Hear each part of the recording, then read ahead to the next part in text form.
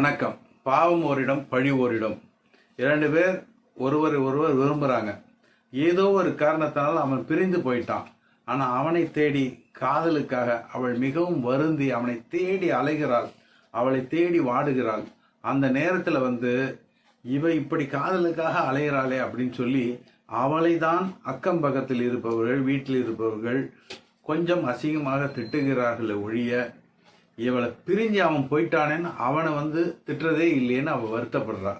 அது எப்படி வருத்தப்படுறான்னா, பசந்தால் இவள் என்பது அல்லால், இந்த மாதிரி துன்பத்தில் பசலை நோயால் இவள் அலைகிறாளே அப்படிங்கிறது இல்லாம இவளை துறந்தா அவர் என்பாளில், இவளை விட்டுட்டு போயிட்டாரே அவன் அப்படின்னு அவனை திட்டுறது யாருமே இல்லையே அப்படின்னு சொல்லி நொந்து போய் ஒரு காதலி வாடுகிறாள்.